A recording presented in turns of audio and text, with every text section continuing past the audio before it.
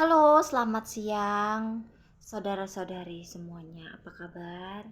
Hari ini aku akan lanjutkan baca kitab kita di dua Raja-Raja pasal 16 sampai 19. Sampai 18, sorry ya Bapak Ibu ya. Jadi kemarin kita terakhir baca kitab kita sampai 15. Today pasal 16 sampai 18. Seperti biasa, sebelum kita memulai baca Alkitab, kita mau berdoa dulu ya. Tuhan, sebentar kami ingin membaca firman-Mu. Ampuni kami Tuhan apabila kami banyak melanggar Tuhan. Apa yang Engkau lihat dalam hidup kami Tuhan.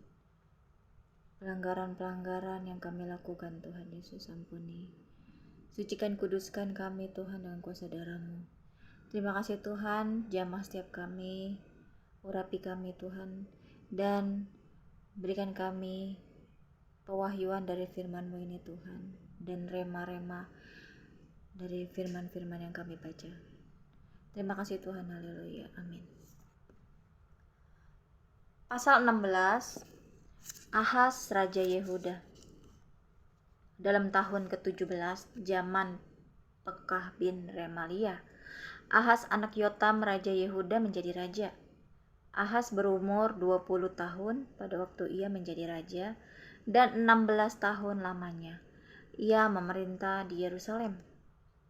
Ia tidak melakukan apa yang benar di mata Tuhan Allahnya seperti Daud bapak leluhurnya.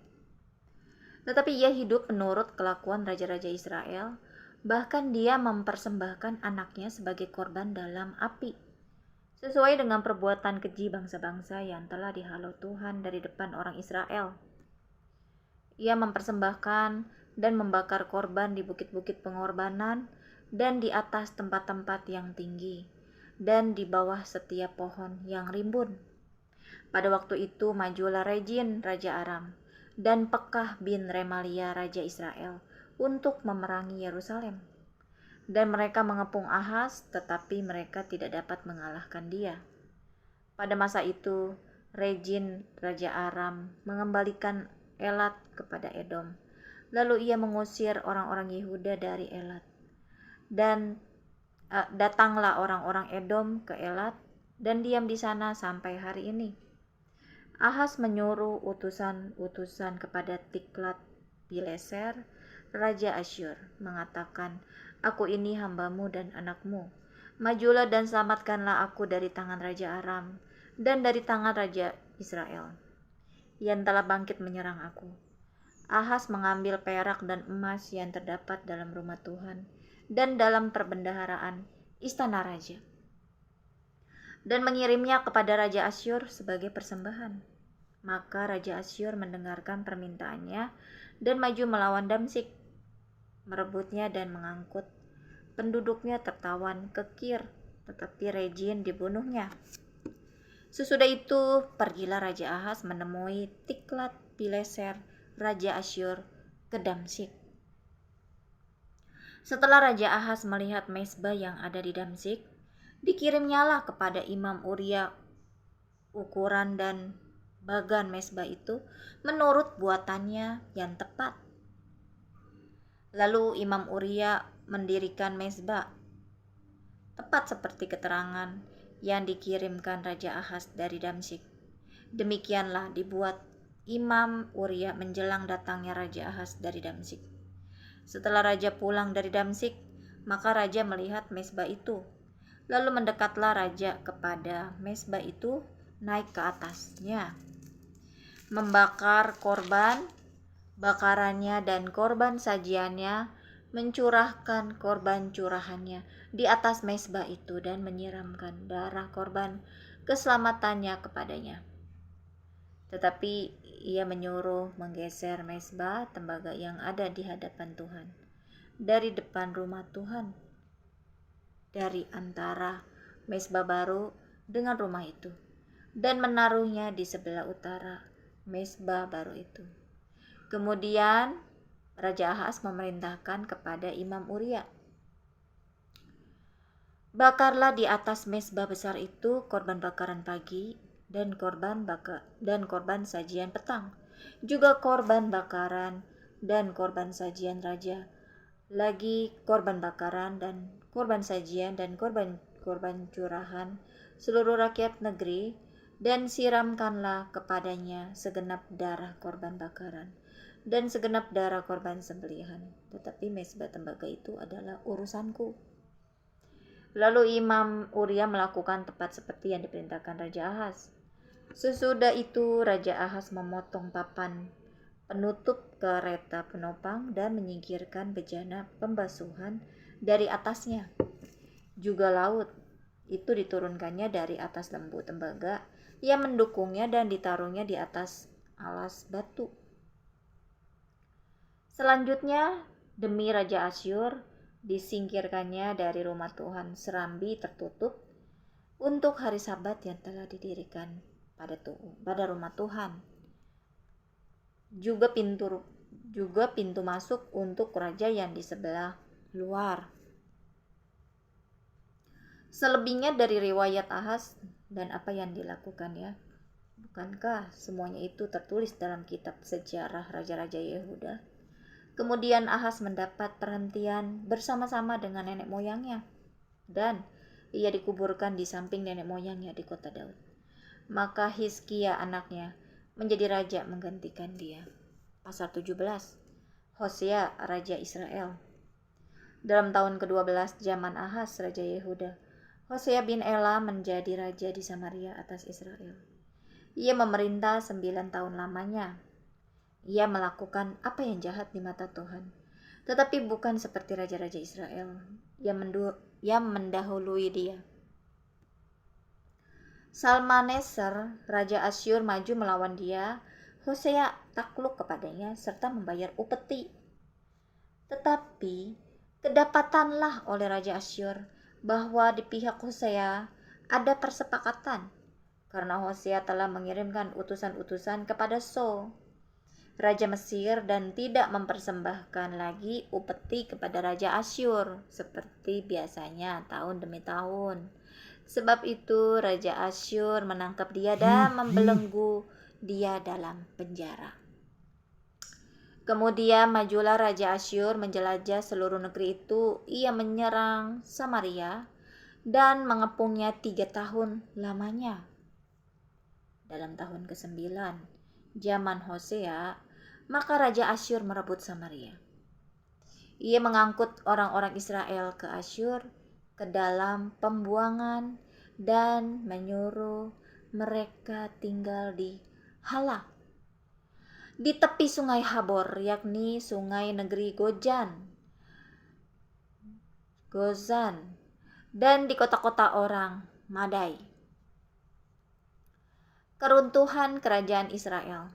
Hal itu terjadi karena orang Israel telah berdosa kepada Tuhan Allah mereka, yang telah menuntun mereka dari tanah Mesir, dari kekuasaan Firaun raja Mesir. Dan karena mereka telah menyembah Allah lain dan telah hidup menurut adat istiadat bangsa-bangsa yang telah dihalau Tuhan dari depan orang Israel, menurut ketetapan yang telah dibuat raja-raja Israel.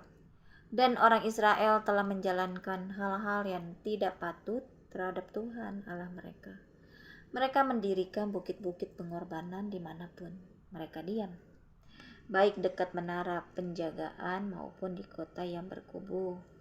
Mereka mendirikan tugu-tugu berhala dan tiang-tiang berhala di atas setiap bukit yang tinggi dan di bawah setiap pohon yang rimbun.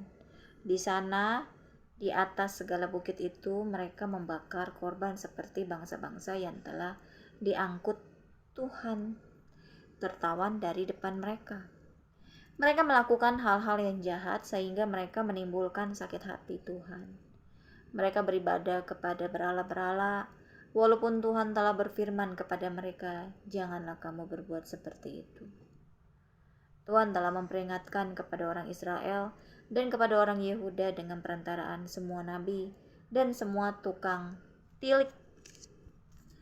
Berbaliklah kamu daripada jalan-jalanmu yang jahat itu, dan tetaplah ikuti segala perintah dan ketetapanku, sesuai dengan segala undang-undang yang telah kuperintahkan kepada nenek moyangmu dan yang telah kusampaikan kepada mereka dengan perantaraan hamba-hambaku para nabi. Tetapi mereka tidak mau mendengarkan, melainkan mereka menegarkan tengkuknya seperti nenek moyangnya yang tidak percaya kepada Tuhan Allah mereka. Mereka menolak ketetapannya dan perjanjiannya yang telah diadakan dengan nenek moyang mereka, juga peraturan-peraturannya yang telah diperingatkannya kepada mereka. Mereka mengikuti dewa kesia-siaan, sehingga mereka mengikuti bangsa-bangsa yang di sekeliling mereka. Walaupun Tuhan telah memerintahkan kepada mereka, janganlah berbuat seperti mereka itu. Mereka telah meninggalkan segala perintah Tuhan Allah mereka dan telah membuat 2 anak lembu tuangan. Juga mereka membuat patung Asyera, sujud menyembah kepada segenap tentara langit dan beribadah kepada Baal. Tambahan pula mereka mempersembahkan anak-anaknya sebagai korban dalam api dan melakukan tenung dan telaah dan memperbudak diri dengan melakukan yang jahat di mata Tuhan, sehingga mereka menimbulkan sakit hatinya. Sebab itu Tuhan sangat murka kepada Israel dan menjauhkan mereka dari hadapannya.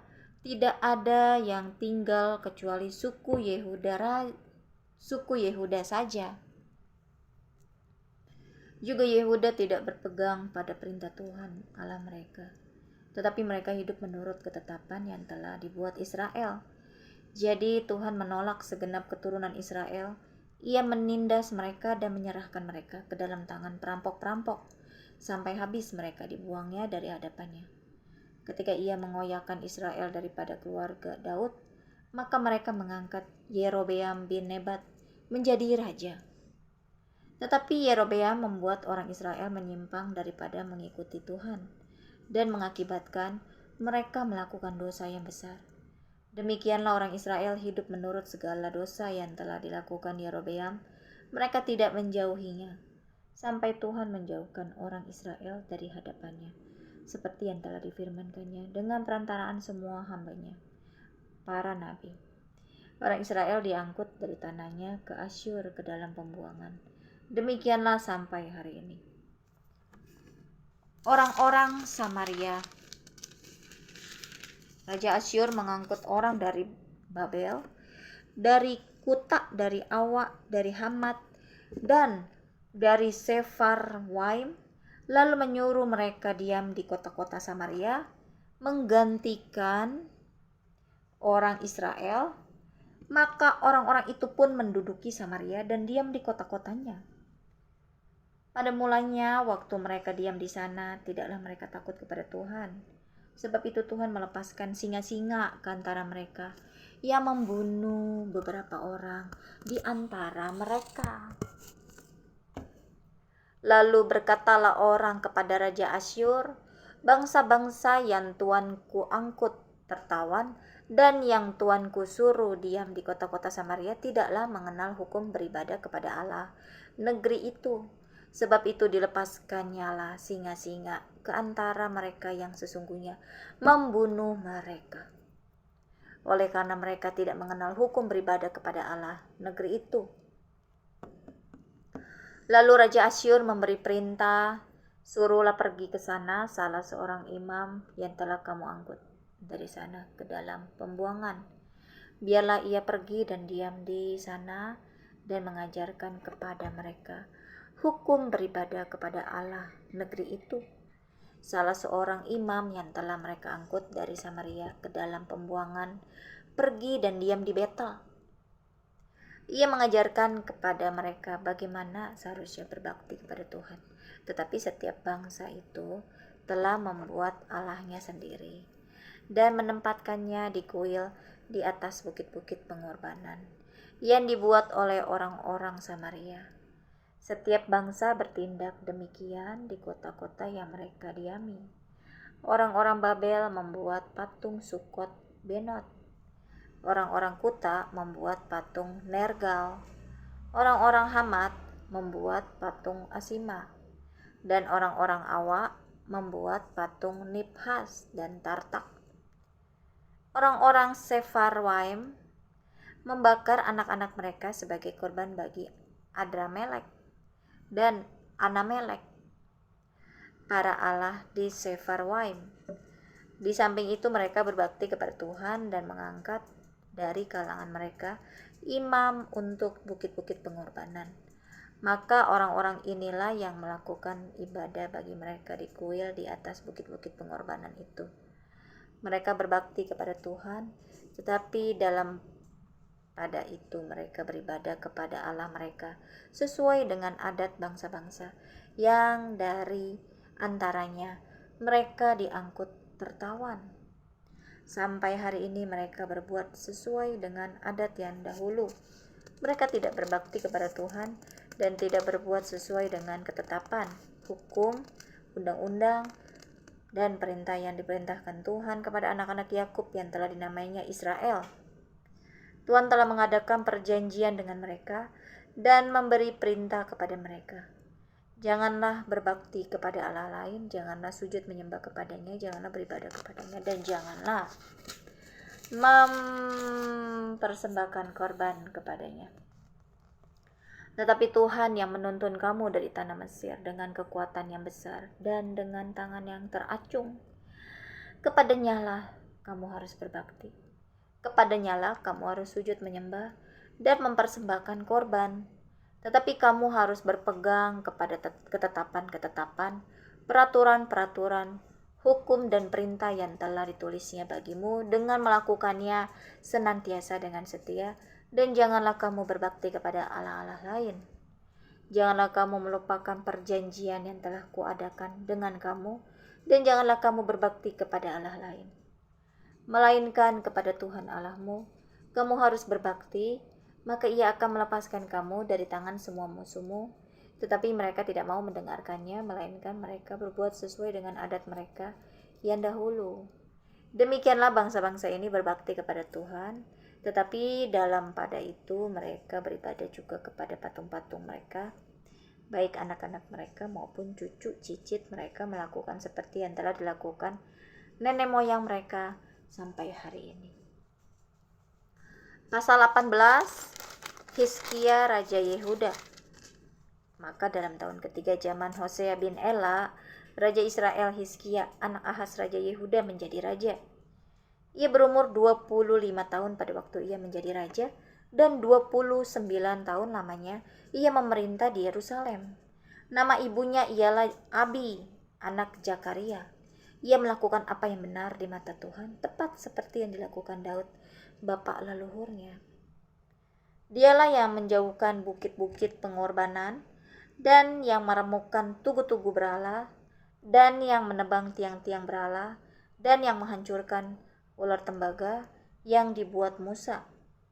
Sebab sampai pada masa itu orang Israel memang masih membakar korban bagi ular itu yang namanya disebut Nehustan.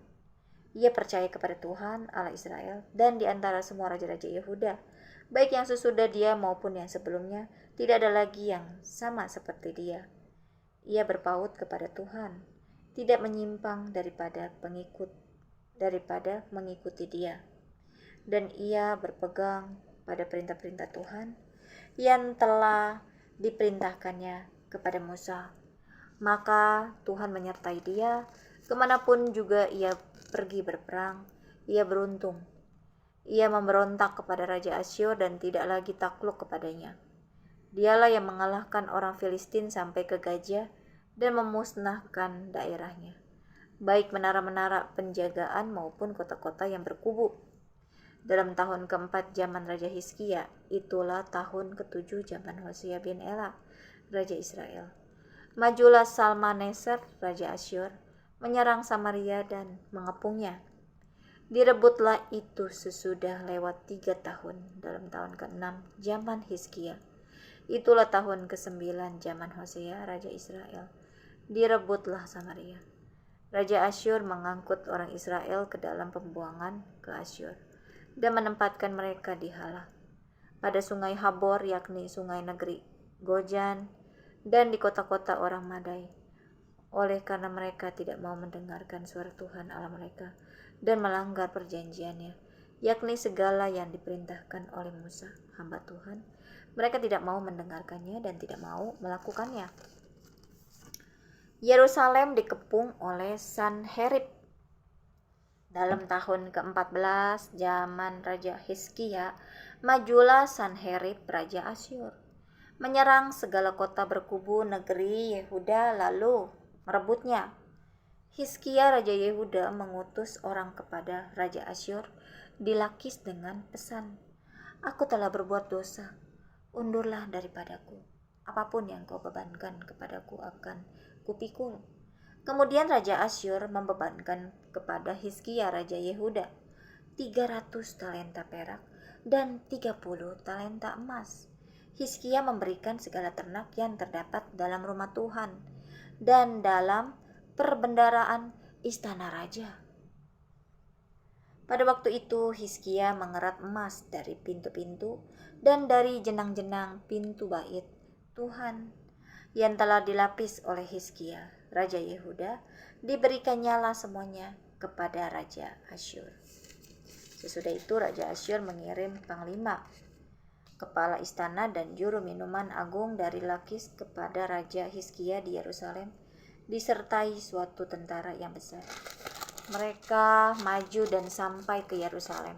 Setelah mereka maju dan sampai di situ, mereka mengambil tempat dekat saluran kolam atas yang di jalan raja pada padang tukang penatu. Dan ketika mereka memanggil-manggil kepada raja, keluarlah mendapatkan mereka Eliakim bin Hilkia, kepala istana, dan Sebna panitera negara, serta Yoah bin Asaf, bendahara negara. Lalu berkatalah juru minuman agung kepada mereka, "Baiklah, katakan kepada Hizkia, beginilah kata Raja Agung, Raja Asyur, kepercayaan macam apakah yang kau pegang ini? Kau kira bahwa hanya ucapan bibir saja dapat merupakan siasat dan kekuatan untuk perang? Sekarang kepada siapa engkau berharap? Maka engkau memberontak terhadap aku. Sesungguhnya engkau berharap kepada tongkat bambu yang patah terkulai itu, yaitu Mesir, yang akan menusuk dan menembus tangan orang yang bertopang kepadanya. Begitulah keadaan Firaun Raja Mesir bagi semua orang yang berharap kepadanya. Dan apabila kamu berkata kepadaku, kami berharap kepada Tuhan Allah kami, bukankah Dia itu yang bukit-bukit pengorbanannya dan mesbah-mesbahnya telah dijauhkan oleh Hizkia sambil berkata kepada Yehuda dan Yerusalem, di depan mesbah yang di Yerusalem, inilah kamu harus sujud menyembah. Maka sekarang, baiklah, bertaruh dengan tuanku Raja Asyur, aku akan memberikan 2000 ekor kuda kepadamu, jika engkau sanggup memberikan dari pihakmu orang-orang yang mengendarainya.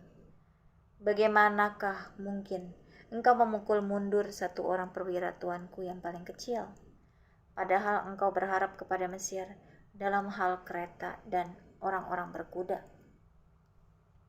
Sekarang pun, adakah di luar kehendak Tuhan aku maju melawan tempat ini untuk memusnahkannya? Tuhan telah berfirman kepadaku, majulah menyerang negeri itu dan musnahkanlah itu. Lalu berkatalah Eliakim bin Hilkia, Sebna dan Yoah kepada juru minuman agung, silakan berbicara dalam bahasa Aram kepada hamba-hambamu ini, sebab kami mengerti, tetapi janganlah berbicara dengan kami dalam bahasa Yehuda, sambil didengar oleh rakyat yang ada di atas tembok. Tetapi juru minuman yang agung berkata kepada mereka, adakah tuanku mengutus aku untuk mengucapkan perkataan-perkataan ini hanya kepada tuanmu dan kepadamu saja? Bukankah juga kepada orang-orang yang duduk di atas tembok, yang memakan taiknya dan meminum air kencingnya bersama-sama dengan kamu? Kemudian berdirilah juru minuman yang agung dan berserulah ia dengan suara nyaring dalam bahasa Yehuda. Ia berkata, dengarlah perkataan Raja Agung, Raja Asyur. Beginilah kata Raja, janganlah Hizkia memperdayakan kamu, sebab ia tidak sanggup melepaskan kamu dari tanganku. Janganlah Hizkia mengajak kamu berharap kepada Tuhan dengan mengatakan, tentulah Tuhan akan melepaskan kita dan kota ini tidak akan diserahkan ke dalam tangan Raja Asyur. Janganlah dengarkan Hizkia, sebab beginilah kata Raja Asyur, adakanlah perjanjian penyerahan dengan aku, dan datanglah keluar kepadaku. Maka setiap orang daripadamu akan memakan dari pohon anggurnya dan dari pohon aranya serta minum dari sumurnya, sampai aku datang dan membawa kamu ke suatu negeri seperti negerimu ini, suatu negeri yang bergandum dan berair anggur, suatu negeri yang berroti dan berkebun anggur, suatu negeri yang berpohon zaitun, berminyak dan bermadu. Dengan demikian kamu hidup dan tidak mati. Tetapi janganlah dengarkan Hizkia, sebab ia membujuk kamu dengan mengatakan Tuhan akan melepaskan kita. Apakah pernah para Allah bangsa-bangsa melepaskan negerinya masing-masing dari tangan Raja Asyur? Di manakah para Allah negeri Hamat dan Arpad? Di manakah para Allah negeri Sefarwaim, Hena dan Iwa? Apakah mereka telah melepaskan Samaria dari tanganku? Siapakah di antara semua Allah negeri-negeri yang telah melepaskan negeri mereka dari tanganku, sehingga Tuhan sanggup melepaskan Yerusalem dari tanganku? Tetapi rakyat itu berdiam diri dan tidak menjawab dia sepatah kata pun, sebab ada perintah raja bunyinya, jangan kamu menjawab dia. Kemudian pergilah Eliakim bin Hilkia kepada kepala istana, dan Sebna panitera negara, dan Yoa bin Asaf bendahara negara menghadap Hizkia dengan pakaian yang dikoyakan, lalu memberitahukan kepadanya perkataan juru minuman agung. Amin. Bapak Ibu ya, kita sudah selesai sampai pasal 18. Kita akan tutup dalam doa.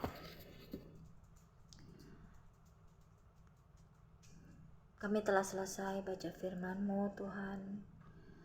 Tuhan Yesus, biarlah Tuhan agar kami terus intim padamu Tuhan secara pribadi, terus hidup di dalam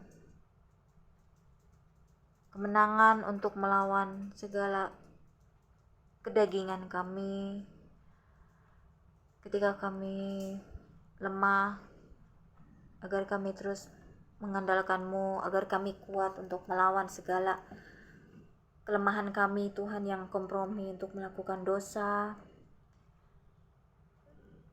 Terus takut padamu sehingga kami ketika kami mau lemah, ketika kami mau jatuh, kami bangkit Tuhan, tidak tinggal di dalam zona nyaman. Tuhan Yesus, hanya Engkau Tuhan kekuatan kami di dalam kesesakan, penderitaan, pergumulan, hidup, masalah hidup, apapun itu Tuhan, baik sakit penyakit, ekonomi, atau masalah apapun Tuhan,